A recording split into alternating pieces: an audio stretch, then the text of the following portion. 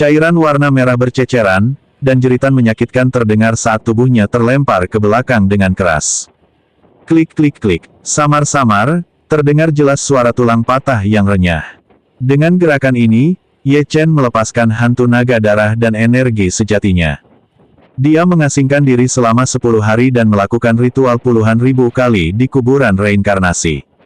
Bagaimana mungkin tempat sampah seperti Istana Plum Darah di Tiongkok ini bisa dibandingkan dengannya? Saat dia melangkah masuk ke tempat ini, itu sama saja dengan mencari kematian. Pemuda itu membentur dinding aula dengan keras, bahkan sampai membuat dindingnya retak. Getaran dahsyat itu mengejutkan semua guru yang sedang tidur nyenyak di apartemen fakultas. Bang! Tubuh pemuda itu terhempas ke tanah, menyemburkan darah dari mulutnya. Tanpa memperhatikan hal lain, dia membanting telapak tangannya ke tanah, melompat, lalu melemparkan 2 butir manik-manik bulat dari tangannya. Butiran itu jatuh ke tanah, dan asap memenuhi seluruh ruangan. Hal itu menghalangi pandangan Ye Chen.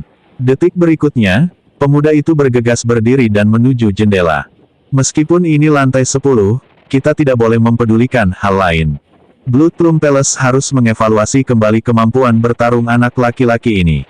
Jika para tetua dan kepala aula Blood Plum Hall tidak bertindak, anak ini tidak mungkin bisa dibunuh. Tubuhnya meluncur turun dengan cepat, diiringi desiran angin yang berdesir melewati telinganya. Tepat saat dia hendak jatuh ke tanah, seutas kawat baja melesat keluar dari salah satu pelindung pergelangan tangan baja yang dikenakannya. Kawat baja itu tertancap langsung di dinding. Makhluk Mars itu meletus, suara desisannya memenuhi udara. Bang! Tubuhnya tetap terhempas ke tanah, tetapi untungnya kawat baja meredam benturan, jika tidak, dia pasti akan meninggal karena cedera yang begitu parah. Di atas atap gedung, Jiang Zhenye berdiri dengan tangan bersilang, matanya sedikit menyipit, mengamati segala sesuatu di sekitarnya. Ia segera melihat pemuda yang terjatuh ke tanah dalam keadaan berantakan. Matanya sedikit menyipit, dan ekspresinya menjadi agak aneh. Bukankah ini si pembunuh bayaran yang pergi untuk membunuh bajingan itu? Bagaimana bisa kau sampai dalam keadaan yang begitu menyedihkan, dengan darah masih mengalir dari tubuhmu? Mungkinkah upaya pembunuhan itu gagal? Melihat sosok itu bergegas menuju gerbang sekolah, alisnya berkerut dalam-dalam. Itu tidak mungkin benar. Pembunuh itu hanya pergi beberapa menit, bagaimana mungkin dia dalam keadaan yang mengerikan seperti itu? Tepat saat itu, dia menemukan sesuatu. Seorang pemuda berdiri di sana, di jendela lantai 10. Alisnya tajam seperti pedang, dan seluruh tubuhnya diselimuti aura yang dingin. Tatapan dinginnya tertuju pada arah pelarian si pembunuh.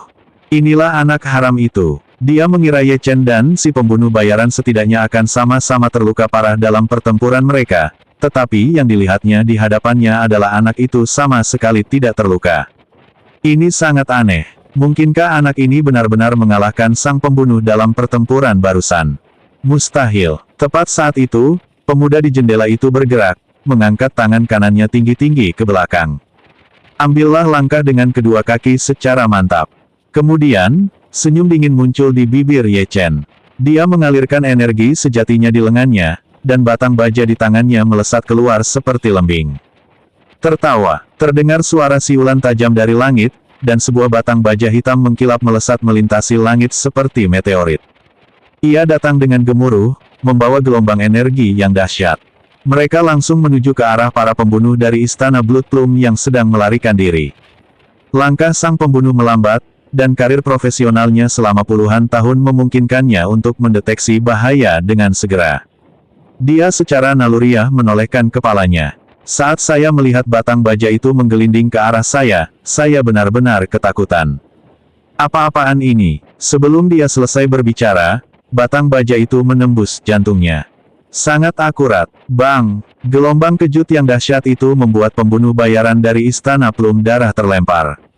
Dengan bunyi, dentang, batang baja itu, bersama dengan tubuh si pembunuh, ditancapkan ke tanah. Suasana kesedihan yang mendalam menyelimuti seluruh sekolah. Debu mengepul dan darah perlahan menodai tanah. Jiang Zhenye, yang berada jauh di atas atap, menyipitkan matanya saat melihat pemandangan ini. Gambar dari kejadian barusan masih terbayang jelas di benaknya. Ini menakutkan. Dia hanya menatap tajam mayat dengan batang besi yang tertancap di tubuhnya. Dia bahkan merasa seolah-olah jantungnya telah dipukul, seolah-olah batang baja itu telah menembus tubuhnya. Apakah ini anak haram yang lahir dari Jiang Peirong? Jika individu-individu sekuat itu dianggap tidak berguna, maka mayoritas orang di seluruh dunia bela diri ibu kota juga tidak berguna. Jarak dari ambang jendela ke batang baja yang jatuh sedemikian rupa sehingga bahkan kekuatan orang yang kuat pun tidak akan mampu menjangkaunya. Bahkan dia pun tak mungkin seakurat dan semenakutkan itu. Monster macam apa ini? Jiang Zhenye tersentak dan mengalihkan pandangannya ke arah tempat Ye Chen berdiri. Anehnya, sepasang mata yang sangat dingin juga menatapnya. Dia ketahuan oleh bajingan itu. Jiang Zhenye secara naluriah menoleh ke belakang, melupakan bahwa dia datang untuk melumpuhkan Ye Chen. Melihat Jiang Zhenye hendak pergi, bagaimana mungkin Ye Chen membiarkan harimau itu kembali ke gunung? Dia tidak mengenali orang ini, tetapi kemunculannya di atap pada saat ini jelas terkait dengan Istana Plum Darah. Mereka bahkan mungkin adalah pembunuh bayaran yang bersembunyi di balik bayang-bayang Istana Plum Darah. Tanpa ragu-ragu lagi, Ye Chen mencengkeram ambang jendela dengan kelima jarinya, melompat, dan melepaskan kekuatannya. Tubuhnya seketika terlempar ke arah gedung lain. Saat ia terjatuh, kelima jarinya mencengkeram ambang jendela bangunan lain, menyalurkan energi batinnya ke tangannya. Mereka terus menuju ke atap. Dalam sekejap mata, dia tiba di atap dan menyaksikan sosok Jiang Zhenye yang pergi. "Kamu mau pergi? Apa kamu bertanya padaku dulu?" Senyum mengerikan muncul di bibir Ye Chen saat dia melepaskan teknik tubuh ilusi naga biru, kecepatannya meningkat dengan cepat. Jiang Zhenye juga merasakan ada sesuatu yang tidak beres, berhenti di tempatnya, dan menoleh ke arah Ye Chen yang berlari ke arahnya. Mengapa dia lari? Hari ini, dia datang untuk melumpuhkan anak laki-laki ini. Jika Tuan Tua Jiang mengetahui bahwa dia mengalah, kepalanya mungkin akan dipenggal. Keluarga Jiang sangat menjunjung tinggi martabat. Ye Chen juga berhenti di tempatnya, aura dingin dan kehadirannya yang menekan menyebar, "Kau juga dari Istana Plum Darah?" Jiang Zhenye menggelengkan kepalanya, "Aku hanya menginginkan barang-barang impor yang kau peroleh dari Provinsi Huyan. Serahkan, dan kau bisa hidup." Ye Chen berdiri dengan tangan di saku celananya, tatapan matanya memancarkan kilatan dingin yang aneh. Istana Blood Plum tidak hanya ingin membunuhnya, tetapi ada juga pihak-pihak yang berusaha merebut barang-barang miliknya. Dia melangkah maju dan mencibir, "Seharusnya kau melihat mayat itu, kan? Dia juga mengincar barang-barangku, dan sekarang dia berakhir seperti ini.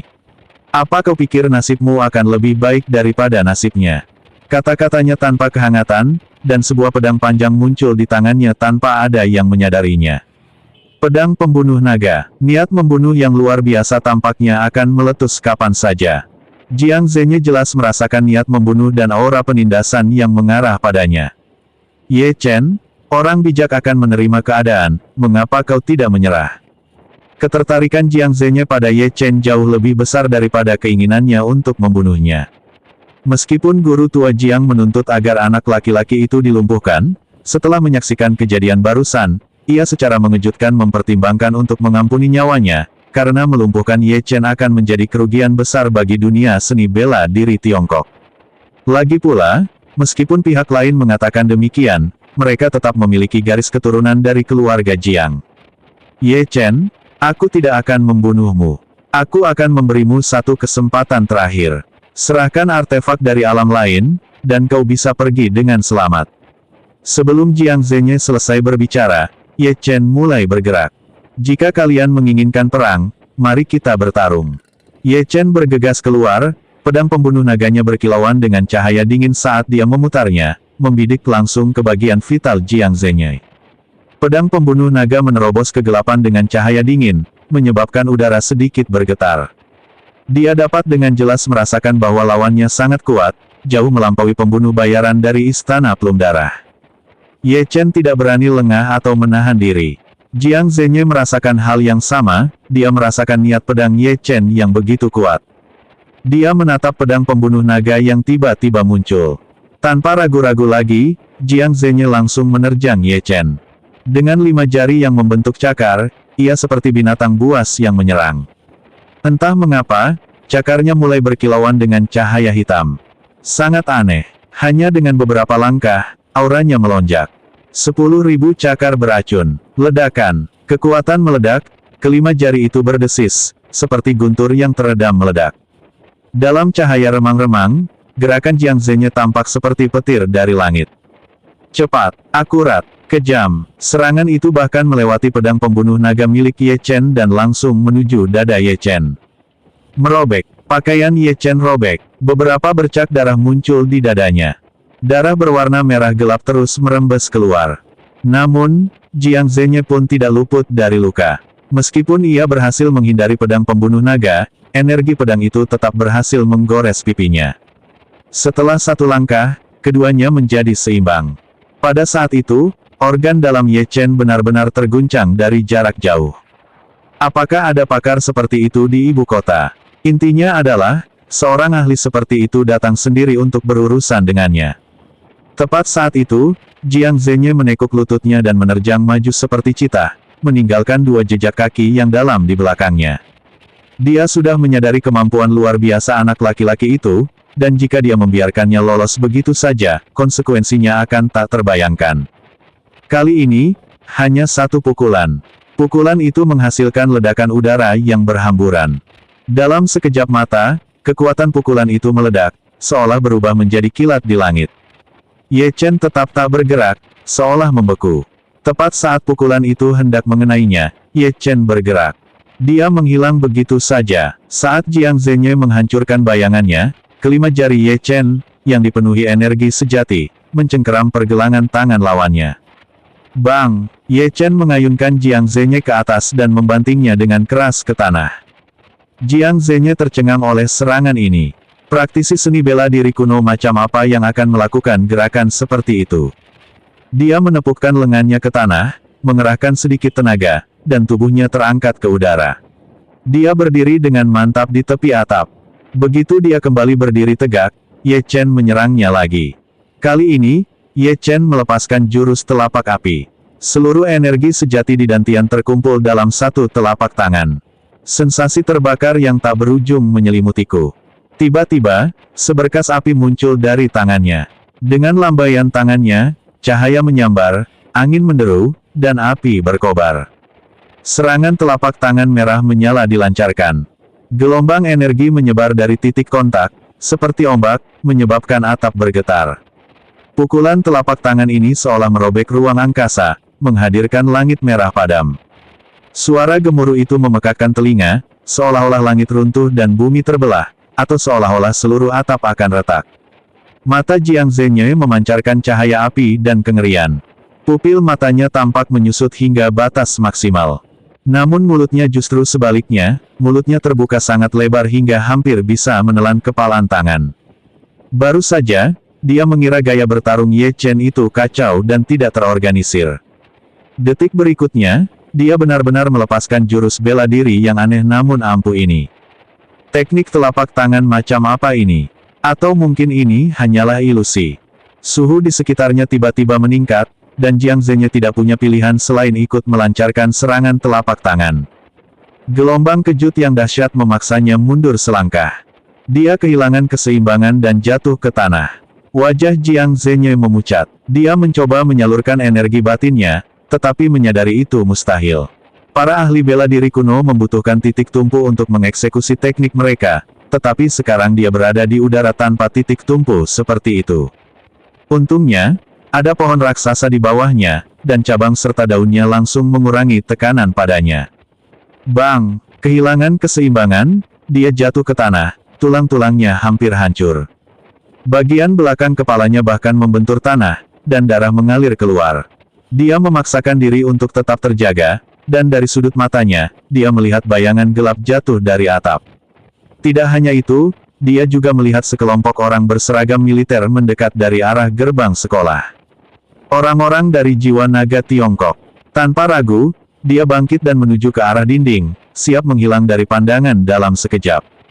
Karena teknik telapak langit yang membara, energi dantian Ye Chen hampir habis sepenuhnya, sehingga hampir tidak mungkin baginya untuk menggunakan teknik tubuh ilusi naga biru. Dia hanya bisa menyaksikan tanpa daya saat Jiang Zhenye pergi. Namun, sebuah jarum perak muncul di tangannya, yang kemudian ia loncatkan, menembus segalanya dan menancap tepat di belakang kepala Jiang Zhenye. Jiang Zhenye tentu saja merasakan ada sesuatu yang tidak beres. Kepalanya berdenyut-denyut, tetapi dia tidak peduli dan langsung memanjat tembok untuk pergi. Tak lama kemudian, Yingqing tiba bersama beberapa ahli jiwa naga. Yingqing membantu Ye Chen berdiri. Tuan Ye, bagaimana perasaan Anda? Ye Chen, mengapa kalian semua ada di sini? Melaporkan kepada Bapak Ye, Dragon Soul memiliki personel yang memantau Universitas Normal Beijing sepanjang waktu. Kami menemukan masalah tersebut dan segera bergegas ke sana.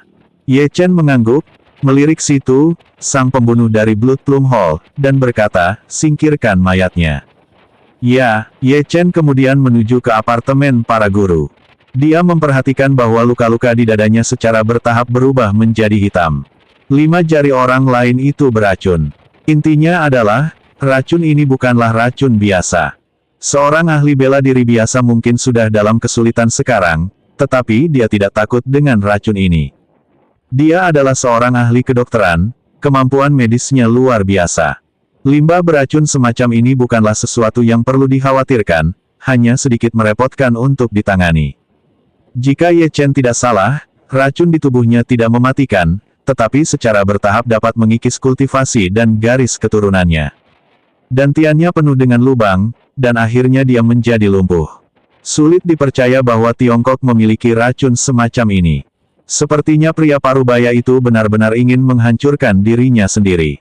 Ye Chen berhenti memikirkannya, mengambil sebuah pil dari kuburan reinkarnasi dan menelannya, lalu mengambil sebuah ramuan herbal. Ramuan ini disebut ramuan detoksifikasi, dan memiliki efek tertentu dalam mengurangi racun. Setelah menyelesaikan semua itu, Ye Chen menuju ke apartemen para guru. Begitu pintu lift terbuka, Ye Chen melihat seorang gadis berpiyama berdiri di depan pintunya, itu Wei Ying. Wei Ying, apa yang kau lakukan di sini?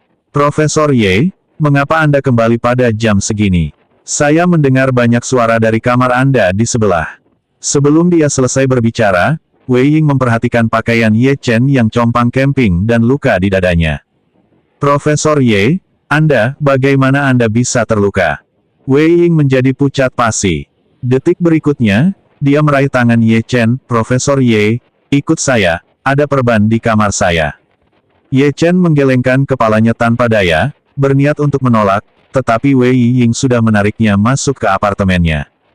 Profesor Ye, silakan duduk dan tunggu saya. Wei Ying meminta Ye Chen untuk duduk di sofa, lalu pergi ke kamar tidur untuk mengambil kotak P3K. Dia benar-benar lupa bahwa Ye Chen adalah seorang dokter. Namun, Ye Chen tidak berniat menolak. Tak lama kemudian, Wei Ying datang ke sofa dengan kotak P3K. Profesor Ye, tolong lepaskan pakaian Anda. Bagus. Ye Chen melepas kemejanya yang compang camping, memperlihatkan otot-ototnya yang terbentuk dengan baik dan sangat jelas, terutama dada dan perutnya yang berotot. Wei Ying menelan ludah, membersihkan pikirannya dari segala pikiran. Profesor Ye, mungkin akan sedikit sakit. Mohon bersabar. Dia dengan hati-hati mendisinfeksi tubuh Ye Chen, dan karena dia membungkuk, piyama berleher lebar yang dikenakannya terbuka sepenuhnya. Kekosongan. Hamparan luas daging putih salju yang lembut terbentang di hadapan mata Ye Chen. Puncak dan lembah yang bergelombang sangat memikat dan menarik perhatian. Bahkan 2 buah anggur kecil pun diperlihatkan. Ye Chen merasakan sensasi terbakar di ujung hidungnya, dan tanpa sadar ia memalingkan kepalanya. Dasar perempuan genit, setidaknya, bisakah dia memakai bra? Profesor Ye, bagaimana perasaan Anda? Saya akan membalut luka Anda sekarang. Wei Ying sedikit menggeser tubuhnya, dan payudaranya yang penuh dan lembut kembali terlihat oleh Ye Chen. Ye Chen merasa agak tak berdaya. Oke, terima kasih. Sudah larut, sebaiknya kamu tidur. Aku akan pulang sekarang. Ye Chen juga berdiri, tidak ingin mengganggu mereka lebih lanjut. Wei Ying menyadari apa yang sedang terjadi, kamu masih terluka, biar aku bantu kamu ke sana. Keduanya tiba di depan pintu dan hendak membukanya ketika terdengar ketukan. Pintu terbuka, dan Wu Fan, yang kulihat di gerbang sekolah sebelumnya hari itu, muncul di luar. Guru Wei, sepertinya baru saja terjadi gempa di sini, izinkan saya datang dan memeriksa. Suara itu berhenti tiba-tiba. Wu Fan menatap lekat-lekat Wei Ying yang bertelanjang dada dan mengenakan piyama. Pada pukul 3 pagi, seorang pria dan seorang wanita yang seusia keluar dari sana, dalam keadaan telanjang bulat. Siapapun bisa menebak apa yang terjadi di dalam. Dia tidak pernah menyangka bahwa Wei Ying, yang berpura-pura menjadi wanita yang suci. Mereka berdua mungkin sudah bermain-main di dalam sana berkali-kali. Kemarahan membara di hati Wu Fan. Profesor Wu, apa yang membawa Anda kemari di tengah malam? Wu Fan menatap Wei Ying dengan tajam. Dia berbalik dan langsung menuju lift. Mungkin karena marah, saat sampai di lift, dia bergumam pelan, dasar jalang tak tahu malu. Meskipun sangat pelan, Wei Ying dan Ye Chen tetap mendengarnya. Wajah Wei Ying pucat pasi. Wei Ying tak kuasa menahan diri lagi dan berteriak dengan marah, Wu Fan, apa sebenarnya maksudmu? Pada saat itu, Wu Fan sudah masuk ke dalam lift. Tepat saat pintu hendak menutup, hembusan angin menerpa, lalu sebuah tangan besar terulur ke dalam. Kedua pintu lift langsung terbuka begitu menyentuh lengan Ye Chen. Tangan itu mencengkeram kerah baju Wu Fan dan membantingnya ke tanah. Bang! Ye Chen lah yang mengambil inisiatif. Wu Fan merasa seolah-olah semua tulang di tubuhnya akan hancur berantakan. Ye Chen, kau bajingan telah memukul seseorang. Ye Chen mengabaikannya, mulutmu memang pantas ditampar. Begitu selesai berbicara, Ye Chen menamparkan pipi Wu Fan dengan keras. Semua giginya rontok. Minta maaf pada Wei Ying. Aku hanya akan memberimu satu kesempatan, kata Ye Chen. Wei Ying tidak pernah menyangka Ye Chen akan membantunya. Dia melirik Ye Chen lalu terdiam. Punggung Wu Fan benar-benar basah kuyup. Dia menatap Ye Chen dan Wei Ying, tentu saja tidak menghubungkan tamparan itu dengan tindakannya sendiri. Kenapa aku harus minta maaf? Di malam hari, kalian berdua hampir telanjang, kalian mencoreng reputasi para dosen di Universitas Normal Beijing. Wu Fan tidak menunjukkan niat untuk meminta maaf dan terus berbicara tanpa henti. Dan kau, Wei Ying, kenapa kau menangis? Kalau kau mau bersenang-senang, aku akan cari beberapa orang. Sebelum dia selesai berbicara, Ye Chen mencengkeram leher Wu Fan dengan kelima jarinya dan mengangkatnya. Melepaskan, karena kau menantang maut, aku akan mengabulkan keinginanmu. Begitu selesai berbicara, Wu Fan langsung panik. Dari tatapan mata Ye Chen, dia benar-benar merasakan bahwa pihak lain berniat membunuhnya. Saya, minta maaf. Akulah, Jalang, seluruh keluargaku adalah, Jalang. Matanya merah dan perlahan memutih, dia bahkan tidak lagi memiliki kekuatan untuk melawan. Saat itu, Wei Ying tersadar, Profesor Ye, mari kita hentikan. Jika ini terus berlanjut, dia benar-benar akan mati. Seseorang meninggal di sini, bagaimana aku bisa tinggal di sini sekarang? Mata Ye Chen menyipit, dia mengangguk. Bang, lift itu berguncang hebat, dan Wu Fan terbaring di dalamnya, benar-benar tak berdaya. Ye Chen melirik Wei Ying dan memberi instruksi, sudah hampir jam 4, tidurlah. Kamu ada kelas besok. Bagus. Wei Ying melirik ke arah lift, Profesor Ye, Anda juga perlu istirahat. Ye Chen langsung kembali ke kamarnya. Pukul 5 pagi, di kediaman keluarga Jiang di Beijing. Jiang Zhenye terhuyung-huyung, kekuatan hidupnya seolah memudar. Bahkan sebelum mencapai gerbang keluarga Jiang, tubuhnya tak mampu lagi menopangnya, dan dia pun ambruk. Dia kehilangan kesadaran. Melihat hal itu, kedua penjaga yang kuat di gerbang keluarga Jiang menyipitkan mata dan bergegas maju untuk membantu Jiang Zhenye berdiri. Kemudian mereka bersiap untuk membawa Jiang Zhenye ke suatu tempat di dalam kediaman keluarga Jiang yang kaya akan energi spiritual untuk pemulihan. 1000 gelombang seolah bergejolak di dalam hati mereka.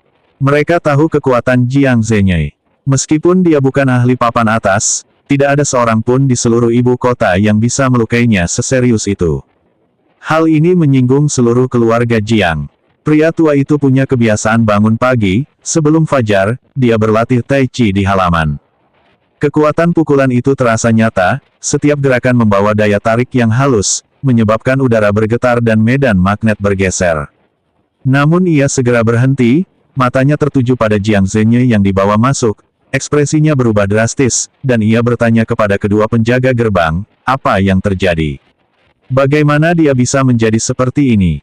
Begitu melihat Tuan Tua Jiang, Kedua pria itu berkata, melaporkan kepada Tuan, kami menemukan Jiang Zhenye di luar yang terluka parah, dan kami sedang bersiap untuk membawanya masuk untuk mengobati lukanya.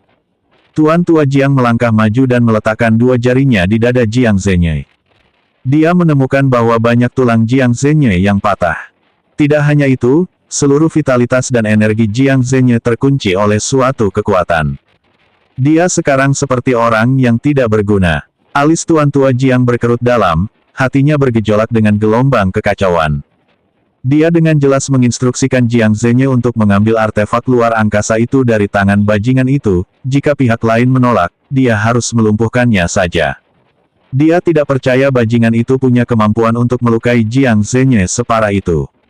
Sekalipun dia jenius, mustahil baginya untuk berubah dari orang yang tidak berguna menjadi seseorang yang mampu melukai Jiang Zhenye dengan serius hanya dalam 5 tahun.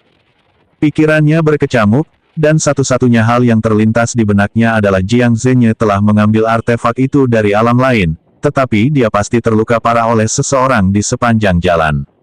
Ada kekuatan lain yang bersembunyi di balik bayangan.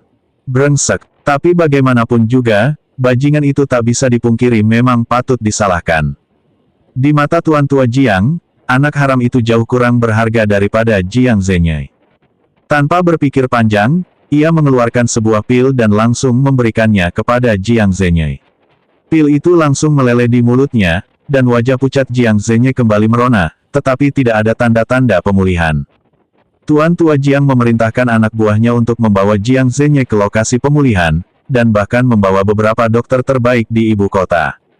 Hal aneh terjadi, meskipun metode yang digunakan orang-orang itu membuat kulit Jiang Zhenye terlihat sedikit lebih baik, dia tetap tidak bisa bangun.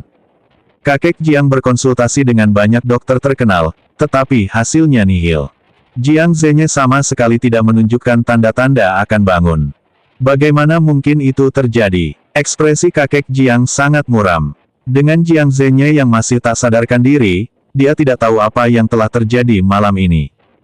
Tiba-tiba, Tuan Tua Jiang memperhatikan 5 jari Jiang Zhenye. Terdapat sedikit darah di kelima jarinya, tetapi racun hitam itu telah sepenuhnya menghilang. Sepertinya cakar ini sudah melukai lawannya.